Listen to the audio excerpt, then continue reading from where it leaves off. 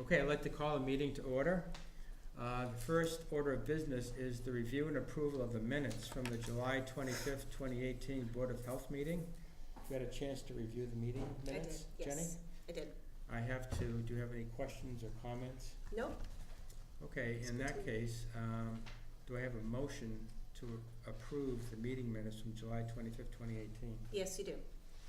I will second. All in favor signify by saying aye. Aye. So the meeting minutes are approved. Okay, the next item on the agenda is to review and act on a variance request to use time as a public health control for Glazy Susan Donut business. Joseph Streck is the owner? Skurzik? Sorry about that. I knew I had messed that up. No problem. Would you like to speak to the issue? I'm Joe Skurzik, owner of Glazy Susan. Here tonight to request a variance to use time as a public health control. We make specialty donuts out of the Worcester Regional Food Hub at the food bank over on Route 9.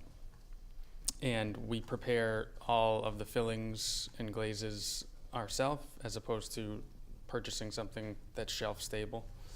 And given that they're potentially hazardous, they're custard based or, otherwise dairy based, and they should be held under temperature control.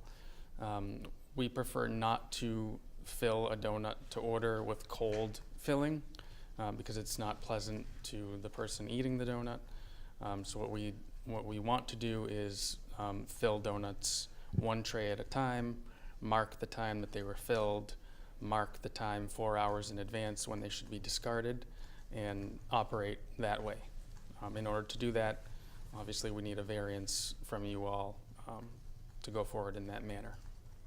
Okay, so this is in compliance with the state food code, Phil? Yes, so, I'm Phil here, by the way, Adby's chief. So, he basically, one of the procedures is to, on the second page, he's showing his purpose, his scope, his instructions, his monitoring, and then the key part in all this is corrective action. So this is something, if he was to keep his product under temperatures controlled, he wouldn't need this, but he chooses for the quality of his product. That's, again, everything's menu driven. We don't tell them how to make their product, what to make their product. They tell us what they're gonna do is his choice. So we have no opposition to this variance request. Okay. And he's supplied his paperwork to our satisfaction and according to the food code. This is something that is relatively commonly done? Some establishments, examples, McDonald's, a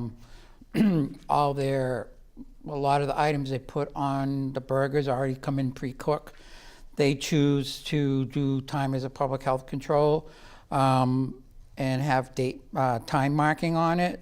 They feel they go through the product fast enough that they don't end up having a lot of waste.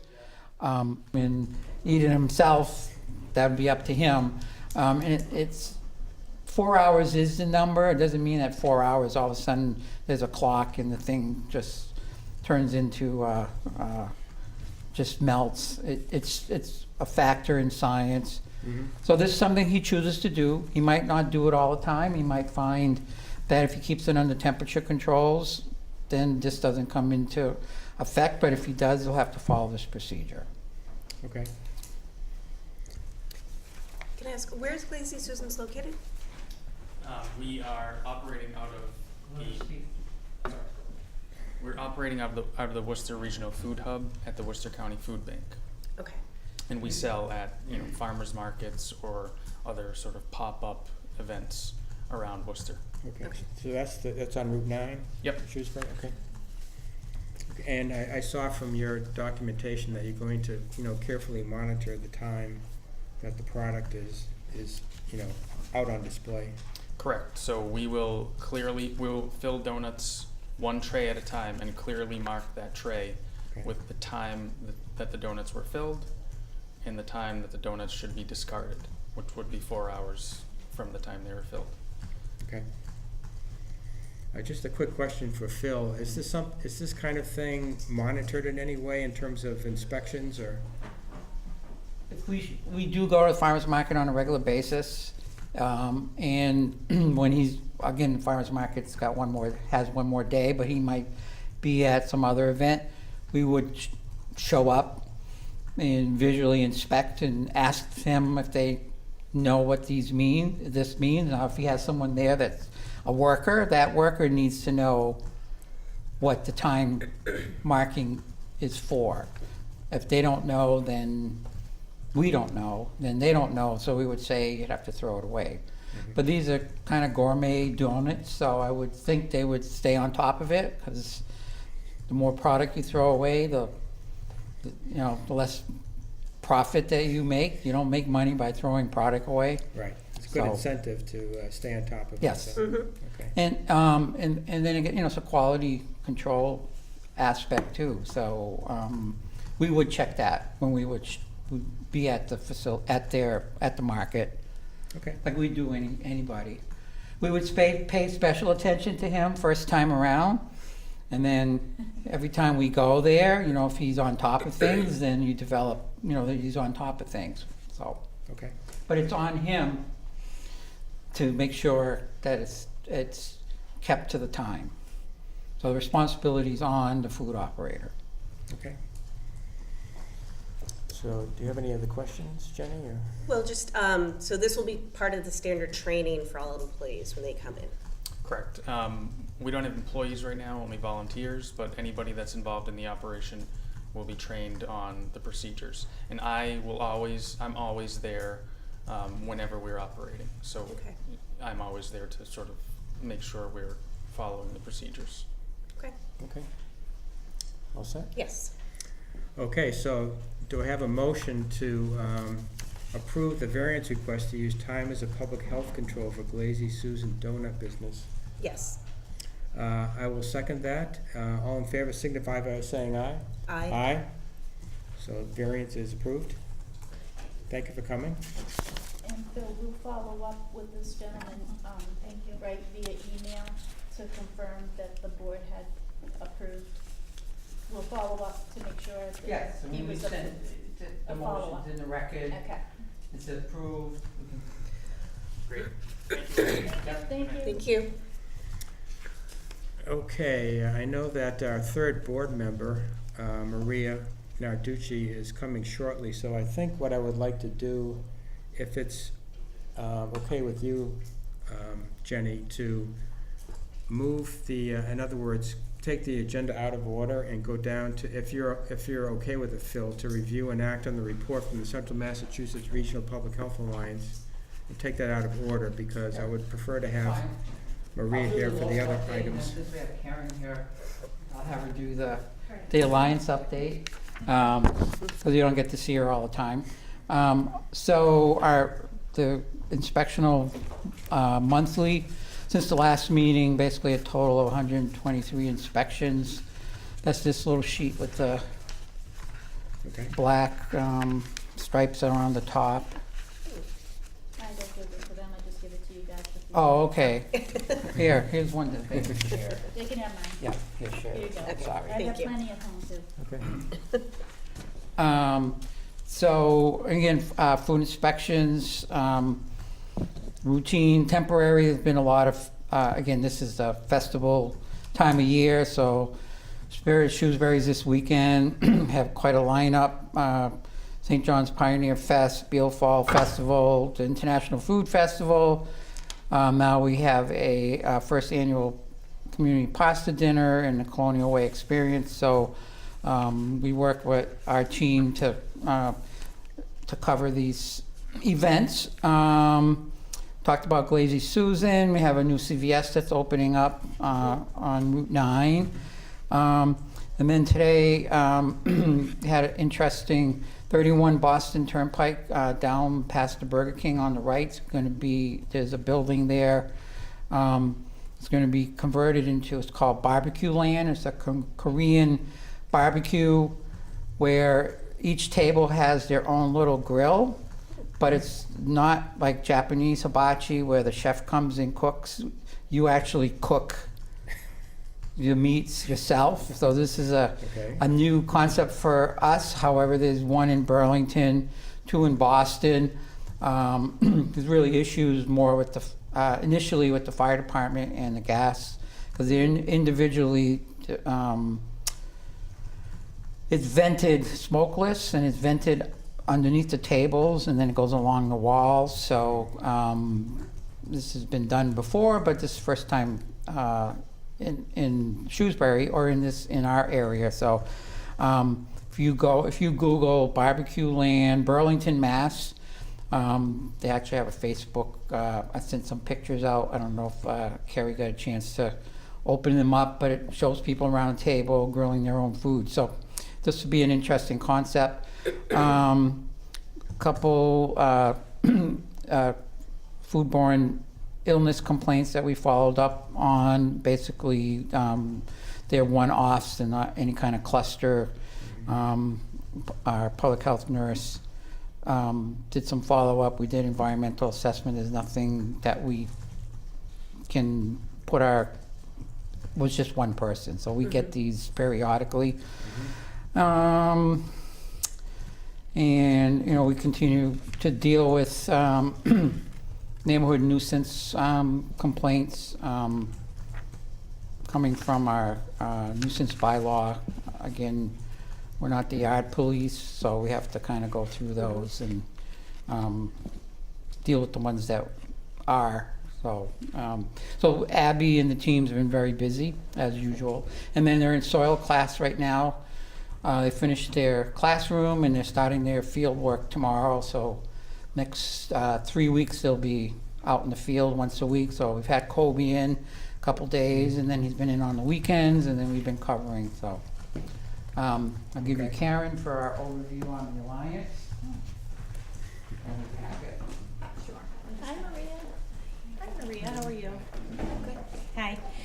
So I'm Karen Clark. I'm the Director of Public Health, as you know, for the City of Worcester and the Central Mass Regional Public Health Alliance. So I know you have your packet that describes all the different programs and initiatives and policy work that we're doing across the 7 communities. I think just the one thing that I wanted to pull out in also for Jenny being the new Board of Health member, and I'll go over this with you when we meet.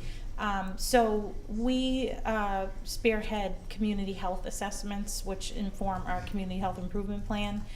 That's actually a national best practice, which helps us figure out, looking at all kinds of data sets, what really we should be focusing on, because public health is pretty huge. And so we do this process every 3 years. We have a new community health improvement plan, but we just finished our CHA. And obviously Shrewsbury is a part of that. So we worked with JSI, it's a consulting agency that helped us pull all of this together. We had 2,800 SurveyMonkey responses. We did focus groups, key informant interviews. A ton of data was pulled. So what we wanted to do, probably maybe at the next Board of Health meeting or after that, is to have some of our community health team come and step you all through it, give you a copy of it, and show you specifically some of the Shrewsbury data that we collected and what that looks like and how many people from Shrewsbury responded. But just to sort of look at some of the new, some old but some new data trends that kind of rose up to the top that we're gonna more than likely see in our 2020 CHIP. So that will be coming.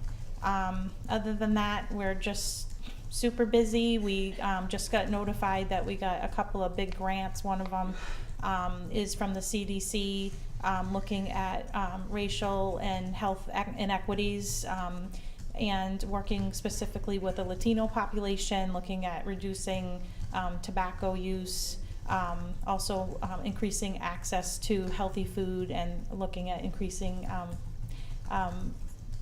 healthy food and active living. And we also just got another grant from the Office of, it's a federal grant, the Department of Justice. Sorry, after 5, it gets a little wonky.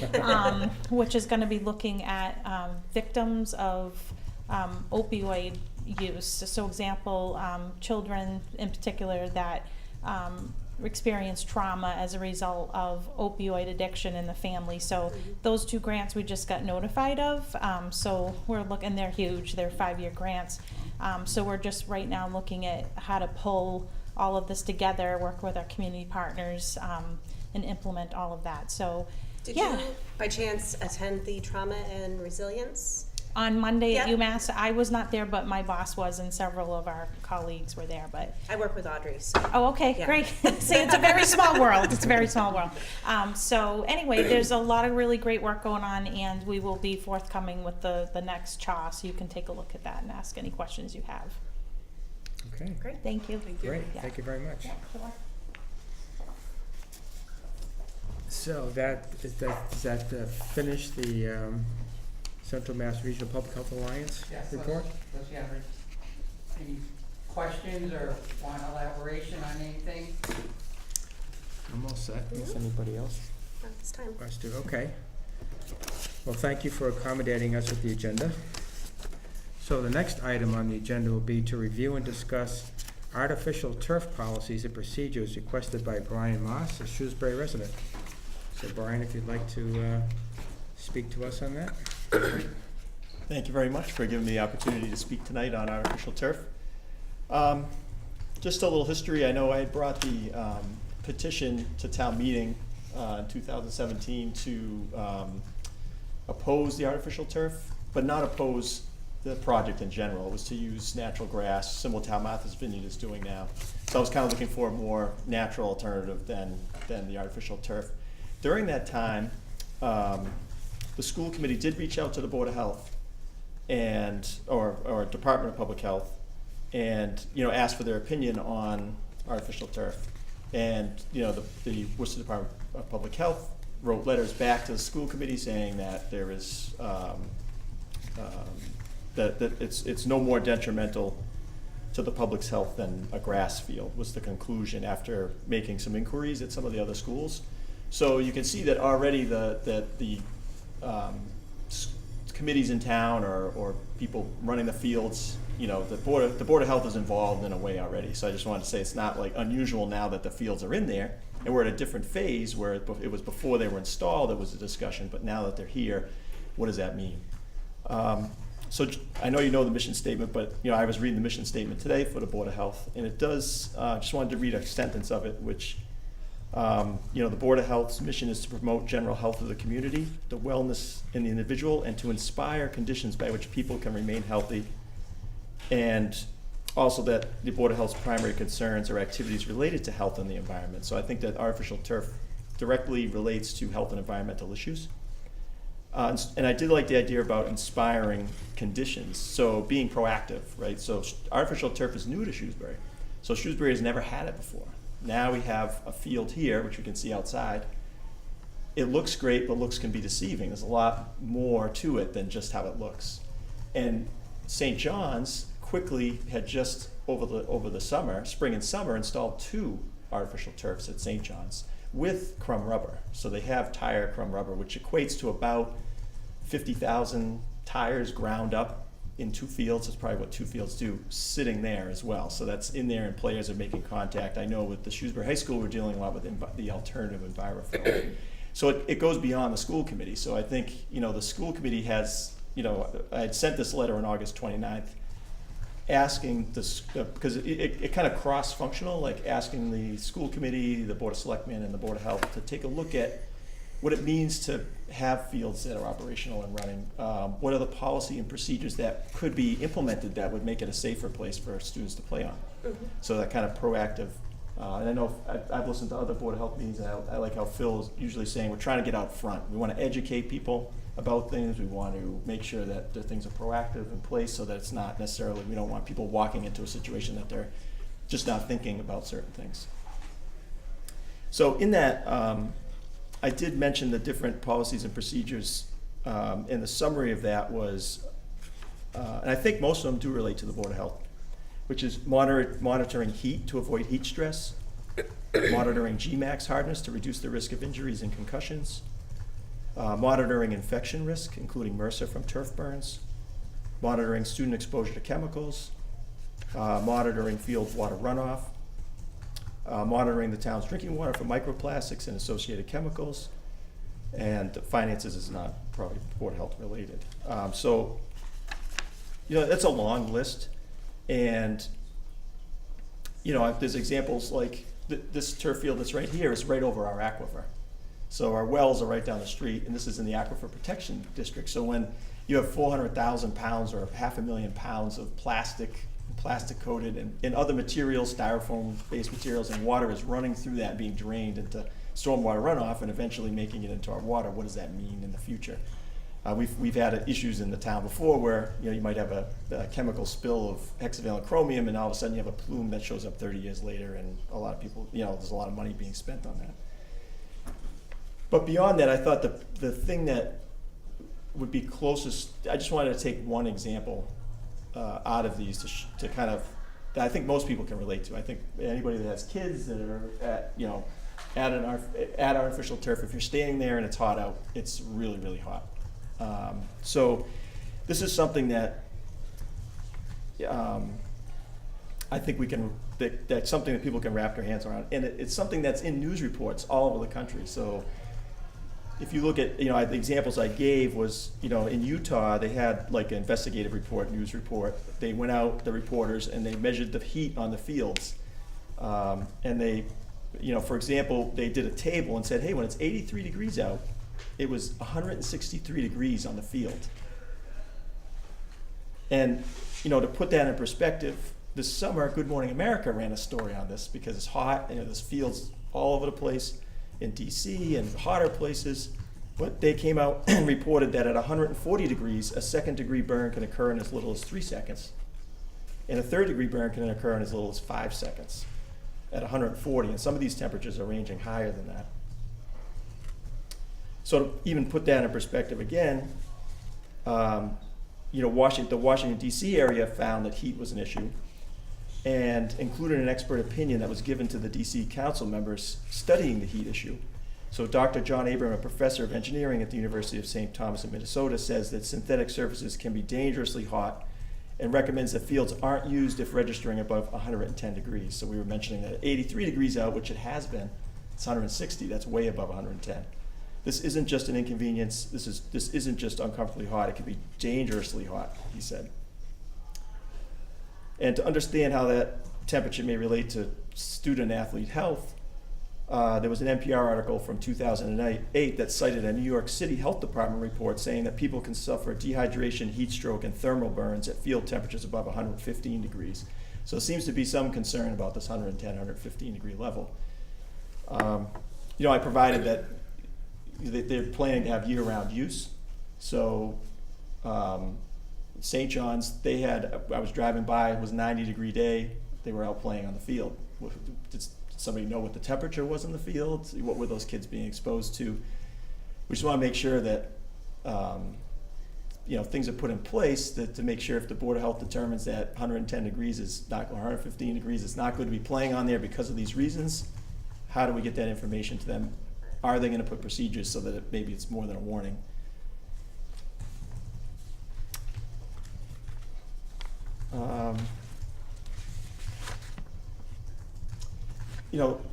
We're beyond, the turf companies that came in, gave a lot of sales pitch kind of terms, like they would say, well, EnviroFill is 25% cooler than crumb rubber. But you can see at those high temperatures, they never really addressed the issue. They weren't saying, well, it's not 160 degrees, it's 140 degrees, right? They said 25% cooler, so they were trying to avoid the conversation around being direct and saying this is what the temperature will be, so we never did get what the temperature will be from that.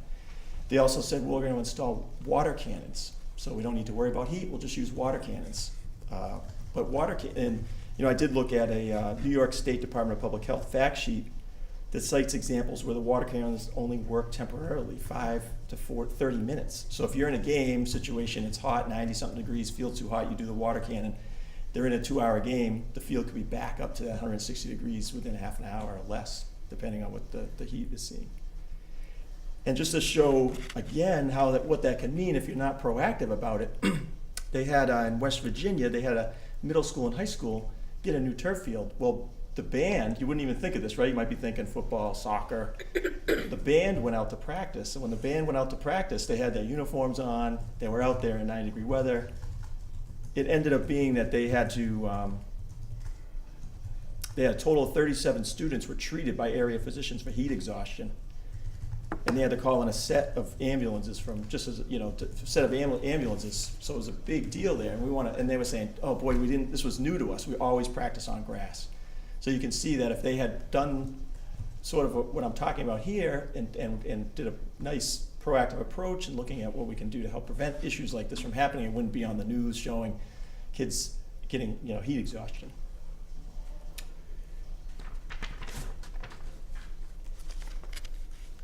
So, you know, I don't want to, you know, there's other issues on here. Everybody kind of knows about, you know, turf burns. When you slide in soccer and you get a turf burn, it kind of takes the skin off. You know, are we tracking things or letting people know that, hey, you're going to watch out for that? There was a Mercer case in Marblehead recently. If they didn't say, it was an athlete, but they didn't say if they have artificial turf. They did not come out and say whether it was the artificial turf. You know, I've tried to inquire, but, you know, this is the kind of things that they had to do, you know, all this stuff where they had to clean down the whole school. And so it seems to be a big issue with Mercer. So some of these issues, and I won't go through all of them because I'm limited on, don't want to take up all your time, but as an example. So I don't think the school committee can handle this on its own because we have St. John's. And also, I did send a letter to the town manager and asked him if he could, you know, contact the Worcester Department of Public Health to say there are other towns in the Alliance that have artificial turf fields. So Grafton has an artificial turf field. Worcester has artificial turf fields. They've had them a lot longer than us. Do they have policies in place? And then also we have the league that we play in. So you have Midland Wachusett League. There are and their youth, the SHS Turf Project Committee gave a list of all the towns that Shrewsbury either kids at the, you know, Pop Warner level are out playing at. It was a list of 28 towns where Shrewsbury students are out either at the young level or high school level out playing on turf fields. What's the consistency out there? You know, does any, and there's been news reports that say usually what happens is they think they get $1 million field. Great, now, you know, it's less maintenance, we don't have to, but if they don't address that ahead of time, what you end up seeing is a lot of towns where they said, oh, did you do hardness testing? You know, like the Patriots do before every game. Well, do you document that? How often should it be? Is a year, every year enough? I think they might be planning every year. And then we start to say, what if the Board of Health comes up with these? And then we find out that all these other towns, that's something maybe that would be great if the Department of Public Health could reach out like they did in the beginning, when, you know, to say that turf fields were no worse than, no more detrimental than grass fields. Can they reach out in this instance and try to make sure that our kids are playing safely here and that these other 28 towns they're playing at, what do they have? So maybe we can learn from them and maybe see if eventually if you determine that, yeah, maybe we should have some of these policies or look at this stuff, what are they doing? So our kids are being bussed out to these other 28 towns. What if they don't have a temperature policy? What if there are kids getting heat exhaustion that we don't know about or could get, you know, maybe they need to enact some regulations or policies out where they are. So I was really hoping that we could be proactive and you know, I hope the Board of Health can take a look at all these and determine that this might be something that you look at and investigate and maybe put in place so that we make sure we take care of the player safety now that we have both Shrewsbury High and St. John's Fields in town. Okay, thank you. And ask me any questions if you want. So are there policies in place anyway? That's the thing I don't know. I don't know what the policies are anywhere else. I did actually a little bit of research around the heat piece. Oh, good. Actually, Cornell University, Columbia University, and Penn State have all done some research around this. And their findings have been that the field temp can be anywhere from like 40 to 90 degrees hotter than the ambient air. Medway, I believe, has signage to give people a heads up about temperature in mornings. And I wanted to look into Framingham because apparently, I think in 2015, they had an incident with several football players got injured, burns, and things like that, and they actually halted the football season. So I think it is definitely worth looking into and seeing what's out there. So I guess ultimately, the goal, from your perspective, is to develop policies and procedures written policies and procedures that would be given to like Shrewsbury High School and St. John's, and in addition have some kind of signage, or what is the end result of all of this? I think that there's several parts of it. One is definitely the education, like Phil always said, it's always better to educate. So Yes.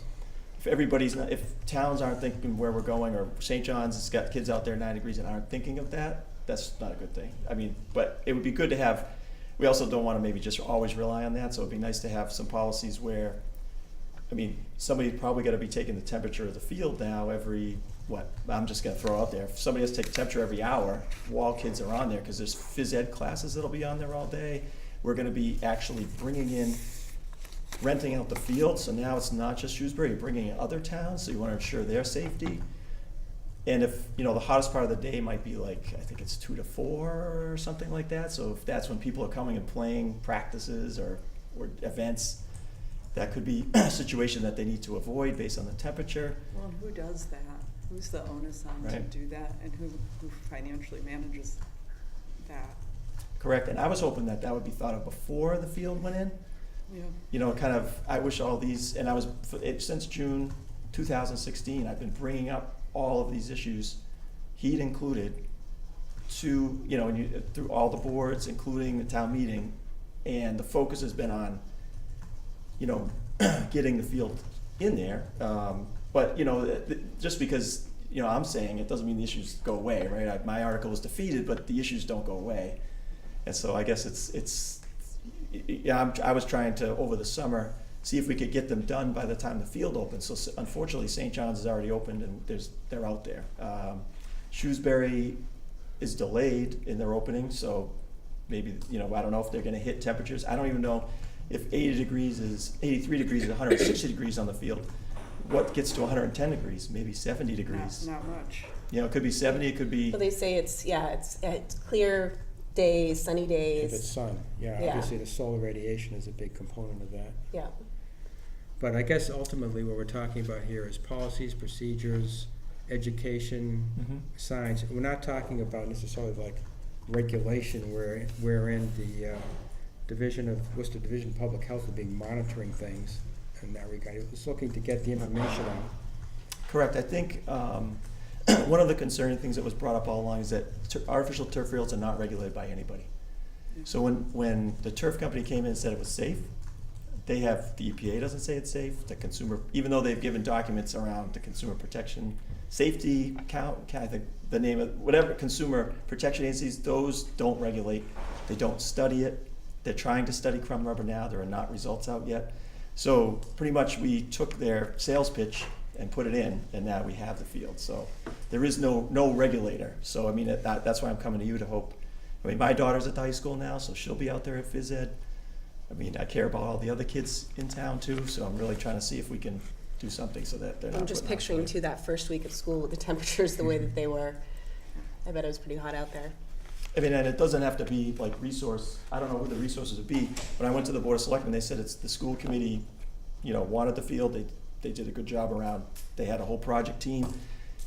It's in their court, right? I guess you're right though, but then we rent it out and then. Right. And then you have St. John's, so even whatever they and do, you have St. is John's. independent. And I think the school committee can do so much. I mean, maybe if the Board of Health can, because they said at the styrofoam, when the styrofoam thing came up, the school said we're not health and environmental experts. And if they're not the health and environmental experts, I'm hoping that the Board of Health has resources that can help either through the Worcester Department of Health to bring back some information or draw up what maybe some policy and procedures should be, and then the school could implement them. They could have somebody out there, they could hire somebody to monitor the field, they could, whatever they need to do to make it safe. And we don't think that there's any other Board of Health in any other community with a turf field that's created any policies around. I started to look into that a little Yeah. bit. I didn't get way deep. I do think there is National, one or like two, nationally, right? yeah. We're not like one or two in Massachusetts that I know did partake in, trying to figure it out. yeah. providing guidance. One of the big things I saw in the news stories that are all over the country is the lack of Nobody has any No, policies. the worst thing is when they go and say, are you testing for hardness? And they go, what testing? We tested when it was here. They're like, no, you have to test it every so And often. it's tricky business, right? Policies are tricky business, because you have to enforce them, or it's stupid to have a policy, Right. right? And it's just tricky business, and I'm, you know, that's a hard thing to say, right? Because you want to be safe for the kids. I think the main thing Yeah. is to get the information out there and, you know, trust that the schools will be responsible in terms of maintaining their fields and how they're used by their students and so forth. But I think we would need to have a better, let's say, a better example of policies and procedures. I don't know if Worcester or anybody else, if you know of any policies, procedures related to turf fields or not. Colleges don't have Well, I'm just wondering too, like if they're renting it out and outside towns come in, if an injury does happen, or what's the liability for the town? heat-related injury, yeah. I mean, the first thing it would ask is, do you have any policies or procedures around heat? And if the answer is no, that's probably not a good thing. It'd probably be better to have those. Okay. Yeah, I don't know, it's a lot of, you gotta do a lot of work. I mean, there's a big gap right now. I think there's a big gap, but I don't want to also see if there's, I mean, I think Shrewsbury takes pride in being leaders too, if there's, not always relying on waiting for the federal government to do something. If we realize, you know, for 2 years I've been mentioning all of these issues, what could we do? You know, what, I mean, there's nothing now, so what could we do to put something in there or work through something that would be, work best for everybody? Because it's really about making the players safe. So if we can do that in the best way possible, I'm sure that the schools would be, if they had information related to health and environment, they might be able to implement. Right. Well, I think it would be good if, there's a lot of information here, this could be put in the form of a procedure policy that the board could review and, you know, possibly endorse, for example. I mean, I don't know where else to go with this. Well, I think you gotta pick your battles. I think heat is a good battle to pick. Hardness, I don't get, like, does the field change hardness on weather conditions? It changes also with the infill. So for example, if it rains a lot, you get a torrential downpour, the infill migrates.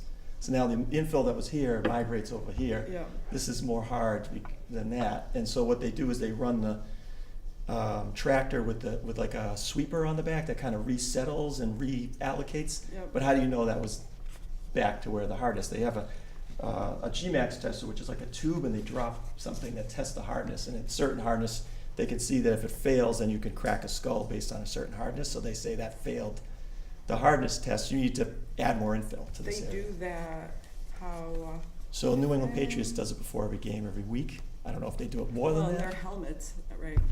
Tom's helmet says how hard he whacked his head. He probably asked, yeah, he wants more. He probably wants it tested every week. I don't know I what. think we all do sort of, I think there's a lot of information about sort of chronic head Yes. injuries and Yep. long-term exposure to that, so. And that's different than the natural grass where you have different situation where grass and dirt have something that we've played on forever, and now we're going to something brand new. Yeah. Is testing it once a year good enough? I don't know. You know, I when don't you're know. reallocating it I don't around. know. And I mean, if you have, you know, phys ed classes out there too, they're not wearing helmets. Right. I think you gotta start with heat, myself personally. Yeah, I I think think that's an obvious one. Yeah. Yeah, if we could get like an example of a policy and procedure that we could review, I think that would be good. I think we're gonna have to move on here pretty Sure. soon because Sure. we have another topic to talk about. Sounds like we but, should Just to keep close out, I mean, talking about it. I gave you a bunch of information as far as like some of what New York had done and DC had done as far as some temperature levels and, Right.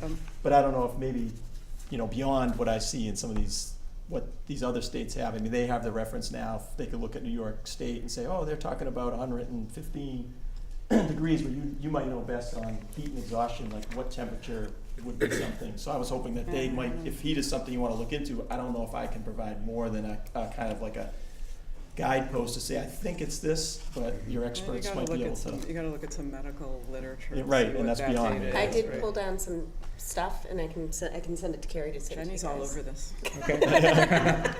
Okay, All right, very good. So thank you for coming, Bob. Yeah. thank you very much. Jenny's Thanks for here. listening, Thanks guys, for the appreciate it. presentation. Thank you. Thanks, Brian. Okay, I think the next item on the agenda is to review and act on Article 14, the citizens petition regarding polystyrene. Ramesh Razdan will be present to discuss. Thank you. Thank you for giving me an opportunity back. I think this is your favorite topic that we started with last year. So I hope you keep us with things.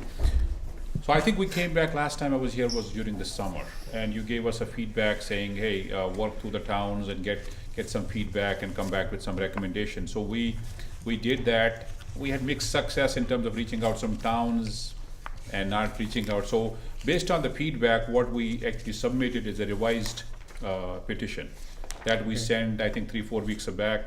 I think we had shared with other experts as well. Yes. So I can summarize what we actually did. There are fundamentally, and I try to summarize that in the email as well, which you have, is Okay. it is basically a copy and paste of a bag ban, because we wanted to be less stringent on the town, but we also looked at Somerville, how they have defined it. So Somerville, from a terms and conditions standpoint, bag ban as the basis of our process. So you can look at that, the two things. But three things that you had, that Board of Health and we had concerns in the town that we actually worked on, that we addressed. We believe we have addressed, but welcome for the feedback.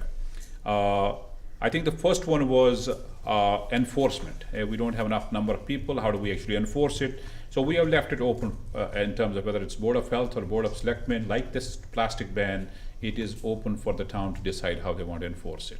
More loose than what we were previously, because we were previously saying that Board of Health had to do that. The second was related to food permit. I think was feedback that, hey, food permit should not be penalized, so we have taken that off. Like a plastic bag ban, the food permit is not linked to the styrofoam anymore. I think the third part we did is about the deferment. If the business is having some challenges, who decides that, how to defer it? And again, we took it away from Board of Health. We made it more of a general, as the town decides whether Board of Health or Board of Selectmen. We're not experts in defining that. We left it for the town to decide. So those are the high level things. What we have done since is we have gotten 100 signatures. We have submitted to the town. We're excited about the opportunity, because last time it was very close, and these young men are really looking forward that town actually adopts it. And I think we're looking for your feedback and partnership. How do we actually take it forward? Because we do believe it's the right thing for the Shrewsbury to be doing. I'll stop here. I think that's a summary of where we are. And I hope you have an opportunity. I know we had shared with Phil as well and other experts to get their opinion. We have not gotten anything. This is our this is our thinking so far. Okay, yeah, it seems to me that the revised warrant article, it looks a lot like the proposed House Bill 3252. Because I checked that out online, and it's not identical, but it looks a lot like it. And, Okay. and that it's more generalized. And it is, as you say, it takes away some of a lot of the stringency in terms of how it's enforced. But I would also like if the Worcester Division of Public Health has had a chance to look at this, and if you have any thoughts, comments in terms of how it would be enforced, or if it causes Yes, you any issues. Who's emailing me? I'm Me. sorry. Yeah. That's me. During your summer vacation. Sorry Yes, for, yes. sorry for interrupting that. So basically, our initial concern was they tied it to the annual food permit. Right. So they've taken that out. The key with this is education up front, and then your definitions have to be clear. So under the prepared foods, they did, and this was in it prior, where prepared food does not include any raw, uncooked meats, fish, or eggs. So that's if you go to a supermarket, very often you're gonna have it in the styrofoam so it doesn't leak through. There's other purposes, durability. So that was in the original one, Yeah. but that's important because that's the kind of things folks are gonna ask us. They did put under director, so they kept it where it's either public health or town manager, like the plastic bag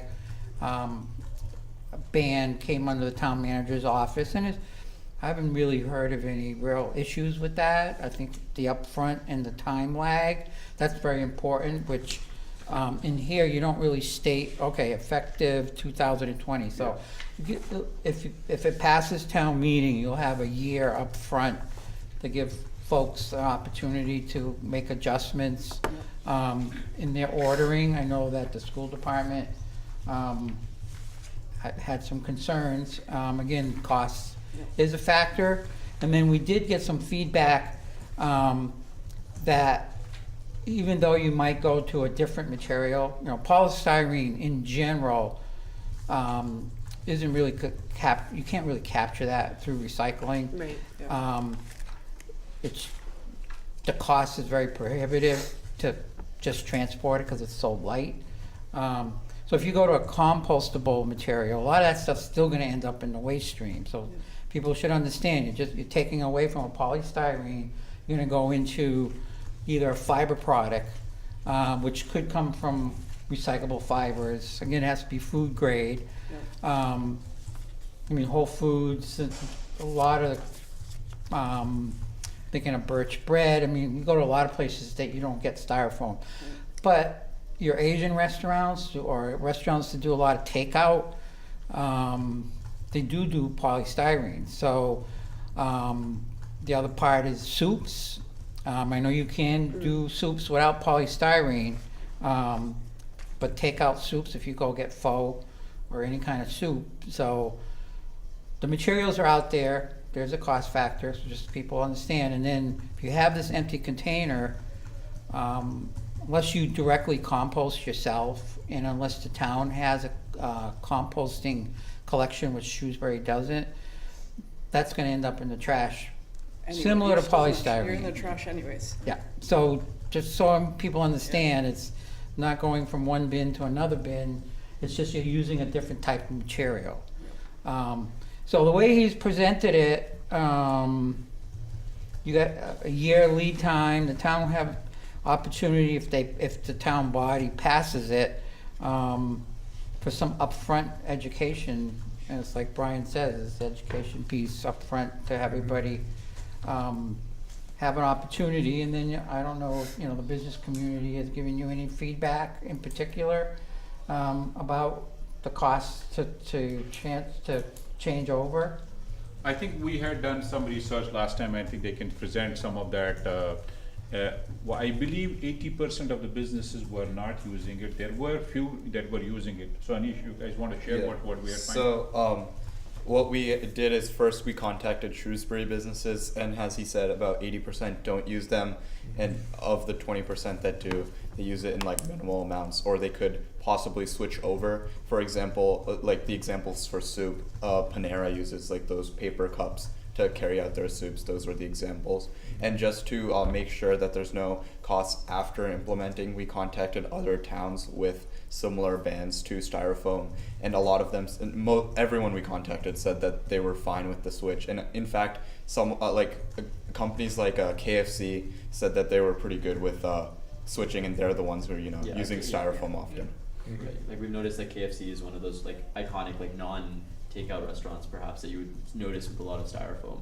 But when we contacted them, they seemed okay with it. And they were one of only like 5 or 6 of the businesses that we reached out to that said they use it more than like very infrequently. Mm-hmm. So, and since like they were one of the few businesses that used it frequently, we thought either like if it really became really prohibitive, like the town could decide to give them a deferment if it came down to it. But in like seeing as they said that they were willing to do it and that they weren't going to be like super affected by it, we thought that pretty much no one would probably be hurt by it in Shrewsbury. So that's important, all the work that they've done ahead. So I applaud you for doing the work. It's a good civics lesson also. And then coming back is also another good civics lesson because you're building consensus. So as it's presented, I don't have any opposition to what's presented. Okay, and so then it will come down to who is designated as the director. So I guess that could be either Public Health, Board of Health, which actually probably means Worcester Division of Public Health, I would imagine. Yep, they left it. Or the manager could take it on himself, or the selectman could appoint somebody, so. Yeah. I guess The only thing with leaving it totally open is, it's totally open. Well, who does it for the plastic bags right now? The It come- selectman's it comes in- office, but I can tell you, I've gotten 2 complaints because anything to do with food usually comes to me. And there was a question about dry cleaning bags, that is an exception. Mhm. And then there was there was one restaurant that was using plastic bags, but the grade of the bag was acceptable. Yep.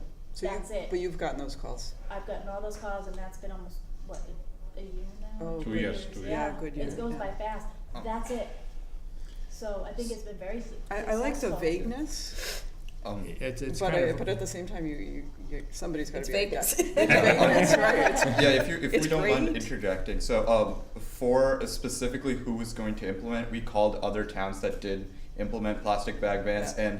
and found out who did enforce, just in case, because we talked about. Well, that was a question, right? Yeah, Yeah. who was enforcing? A lot of people did say that their board of health was enforcing with the addition of the food permits. Oh, Section that would be included, which we took out because we recognized that Shrewsbury as a town was opposed to that, and then we kept it open just because there was the confusion of they wanted more people wanted it to be open like the plastic bag ban to allow the Shrewsbury government itself to appropriate who enforces. But our research did end up concluding that Board of Health. Well, and my memory of enforced that it. Yes. discussion was trying to figure out the workload on the The food Board of Health. inspectors in Right. different Yeah. communities. That's why we Yes. Right. ended up leaving it open, because we realized that it would be a huge burden if Board of Health were solely dependent on it, so.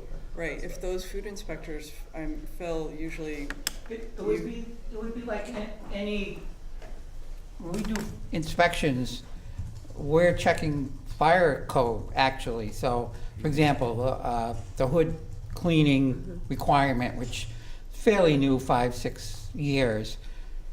We make sure that the certification is in or out.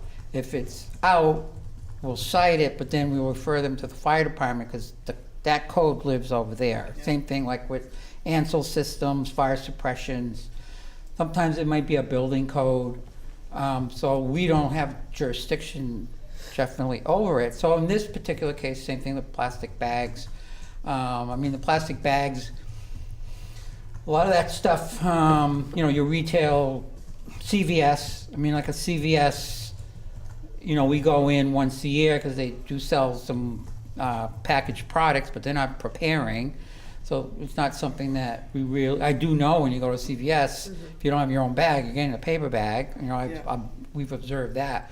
So in this case, letting them know up front, and then we're in the back room. So, we're looking at their single serve products a lot of times. And one of the things is, make sure they're not open, take out a sleeve at a time. And at that point, we would see styrofoam, we would say, are you familiar, give them this, give them an opportunity. so are you comfortable with that?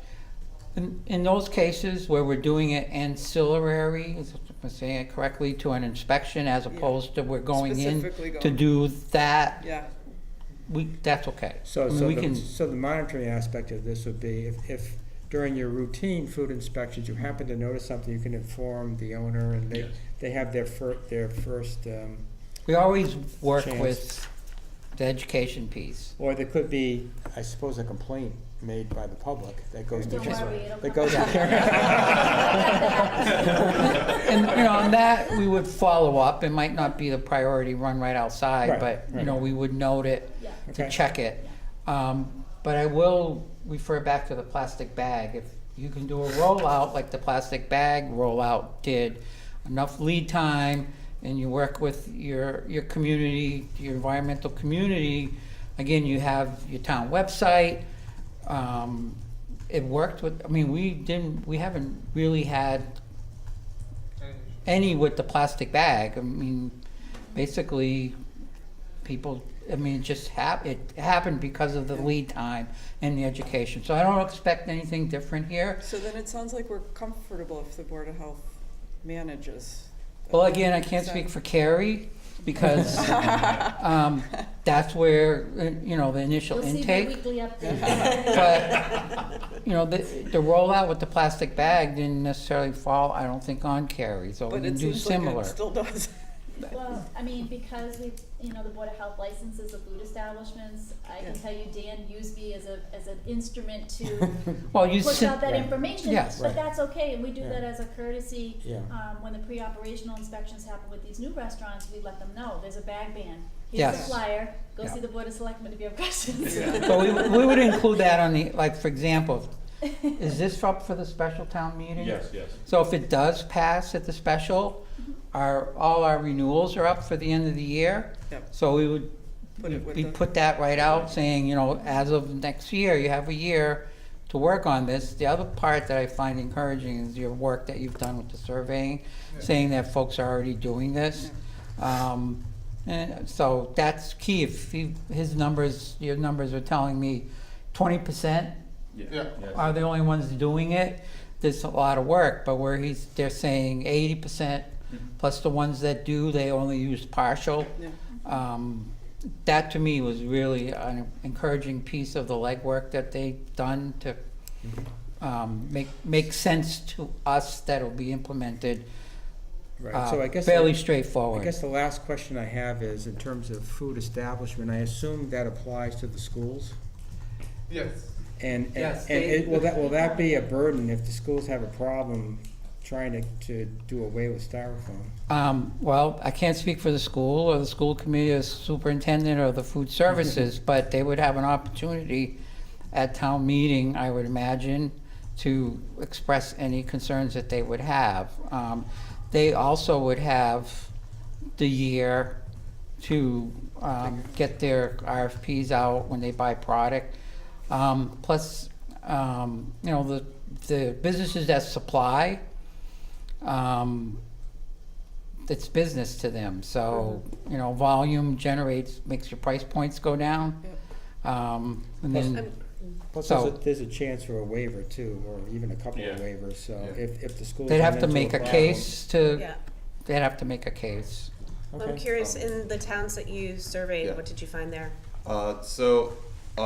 Actually, just really quickly on the school's point, we did notice that this year the school has moved away from using styrofoam in their school lunches. Okay. The only thing that's left is the school actual tray, and that's Before- probably the big part. But there's also like a lot of stuff that was being served, like the soups were served in styrofoam, Jello, that kind of stuff was used in styrofoam. That's all gone. And they had like a big meeting about it a few months ago, I think, where like the school committee and like they discussed the idea, and they all like basically agreed that at least some level of styrofoam should be removed. Yeah, So I think they've already taken the what first has step. happened is There should be- education, at least we lost, but there's been a general education Yeah. across the community, which has helped a lot. I think the Okay. town is actually already trying to do some of those things.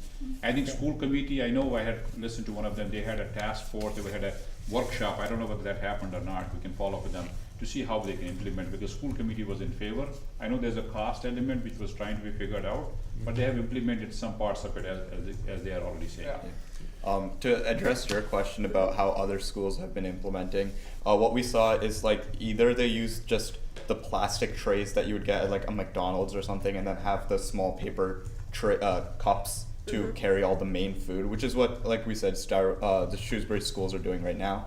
Or they would use, like we talked about, the fiber trays, specifically the fiber plates, those things that can just go in the, like from recycled compost. So even if it goes in the trash, it's a little better for us to Because it'll use. break down before. And not only that, it removes the carcinogenic effect of. Yeah, which was the main concern Yeah. with the styrofoam. Okay, Okay. well, thank you very much for coming, No I problem. really appreciate it. So at this point, obviously, the town meeting members will decide the issue, but at this point, it's just a matter of whether the Board of Health is going to basically support the article or not. So I guess we should take a vote to Yeah. see if the Board of Health will recommend this article at town meeting. So I don't think we need a motion. I don't think so. We just, so in terms of discussion, it sounds like we're all pretty much on board with this. Yeah, I think In the terms of- changes, I think those were the changes that, Our major concerns were met.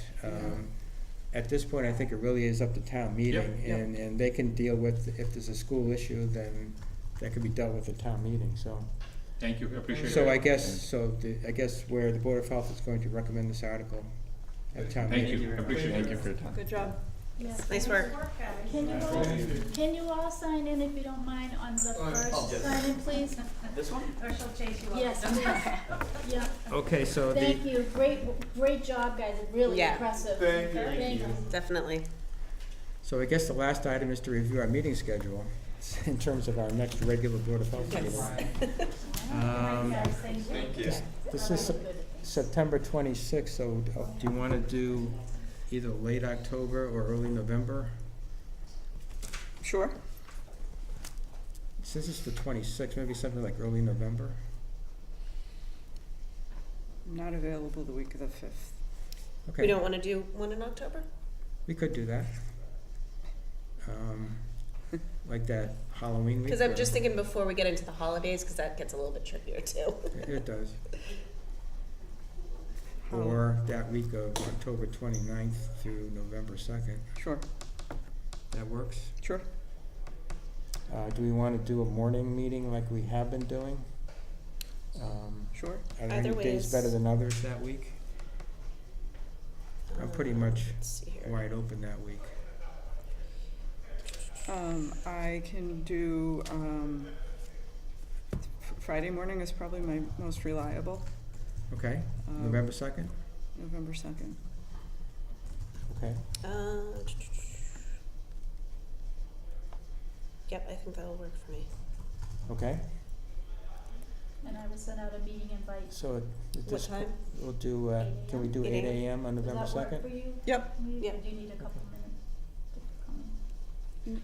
No, I think I should. What do you I'm say? sorry for like the special needs, like the special Okay. needs partner. That's, No, I think I'm good at 8 I o'clock. did Okay. forget to remind you that the next Alliance Quarterly meeting will be October 31st. Okay. It's not Halloween dress-up day, though. meeting. You didn't realize it's the Halloween, right? It's in Grafton, so So we're, the invites will be out. you so know. we're scary enough as it is, so. Yes. probably. Yeah, she did send out, so I'm just reminding. Okay, great, thanks, Phil. not sent it out with your dates yet. No, not yet. Is this the one that Kristen responded that she would be Yes. in attendance? Yep. Kristen Loss will be in attendance, and that will be on your weekly update on Friday from me. Okay, Thank you. so if we're all set with this, do we have a motion to adjourn the meeting? Motion to adjourn the meeting. Yes. Second? Okay, all in favor, signify by saying aye. Aye. So that adjourns the regular Board of Health meeting. I would like to call the order of the public hearing. And as a preliminary statement, I would like to say that this public hearing is to discuss proposed tobacco control regulations for the town of Shrewsbury. Copies of the proposal have been made available at the Board of Health at the Richard D. Carney Municipal Office Building, 100 Maple Avenue, Shrewsbury, Mass. 01545. The town of Shrewsbury's Board of Health is a 3-member board. The purpose of the board is to promote and protect the public health for the citizens of the town of Shrewsbury. They derive their authority from the Massachusetts legislature. The members are Stephen Midget, myself, Jenny Fishman, MPH, and Dr. Maria Narducci. Abby Graham is the health agent for the town of Shrewsbury. The health agent is an employee of the Central Mass Regional Public Health Alliance municipality. The duties of a health agent are to carry out the wishes of the board, assist in the enforcement of their regulations, and deal with the day-to-day operations of the Board of Health. It is uncommon for the Board of Health to hold public hearings on proposals before them, even though all proposals are dealt with at meetings to which the public is always invited. However, because of the broad interest in tobacco control, every effort has been made to provide a public forum for the exchange of ideas and views. As the purpose of the public hearing is to collect information and opinions, the board will not ask for a vote from the audience, nor will the board itself vote on the proposal at this public meeting. The meeting will be public. However, the board will not provide time for further public testimony unless a board member has a specific question to which an audience member can offer some clarification. After the public hearing, the board will accept written testimony for a period of 8 days until October 4th, 2018. Letters can be mailed to the Board of Health at the Richard D. Carney Municipal Office Building, 100 Maple Avenue, Shrewsbury, Mass. 01545. If the proposal is passed, the approved regulation will be posted at the Board of Health office and will be publicized in summary form in the Worcester Telegram and Gazette within 1 week of passage. The town of Shrewsbury receives grant money from the Massachusetts Tobacco Control Program. It's a program with the State Department of Public Health. The grant that we have is designated to help local communities enact regulations to locally enforce the state law that prohibits the sale of tobacco to youth and to decrease secondhand smoke in public places. Tobacco control staff are not paid from local funds, but from general state revenue funds. So getting into the public hearing itself, I would just like to welcome you to the Shrewsbury Board of Health public hearing to discuss a proposal to adopt environmental tobacco regulations. We appreciate you taking the time to be here. A copy of the regulations is available at the Board of Health at the Richard D. Carney Municipal Office Building, 100 Maple Avenue, Shrewsbury, Mass. 01545. In the interest of time, we ask that you adhere to the following ground rules. Any person wishing to make a comment should sign in. Before addressing the Board of Health, you must have read the proposal. When addressing the Board of Health, you must first identify yourself by name, address, and any professional affiliation you may have that impacts your comments. Identify the section of the proposal that you wish to comment on. Please limit your comments to 2 minutes so that other members of the audience will have a chance to speak. Please be considerate of those persons speaking, whether you agree or disagree with them, and refrain from commenting out of turn. A written comment period for those who are unable to attend or do not wish to testify at the public hearing will be allowed. Written testimony will be accepted by the Board of Health until October 4th, 2018. Please send comments to the Board of Health at the Richard D. Carney Municipal Office Building, 100 Maple Avenue, Shrewsbury, Mass. 01545. Any person showing verbal disrespect to those speaking will be asked to leave the public hearing. And thank you for your cooperation. At that time, though, it doesn't seem like we have anybody who is interested You in... did a great job outlining that. I'm glad we saved time for all of the commenters. Yeah.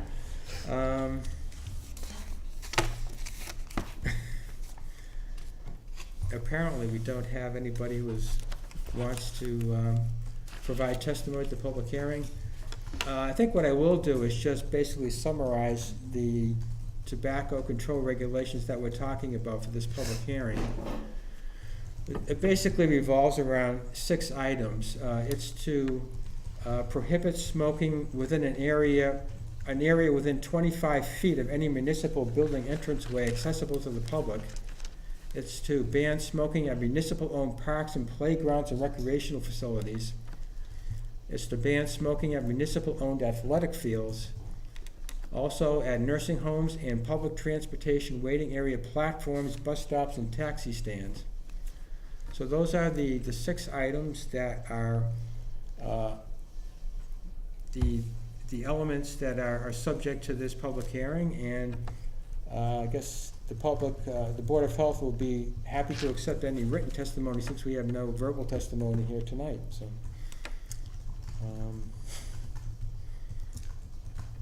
I guess if there's nothing further, I guess do I have a motion to adjourn the public hearing? Yes, a motion to adjourn public hearing. Second. All in favor signify by saying aye. Aye. Aye. Thank you. Thank Thank you. you.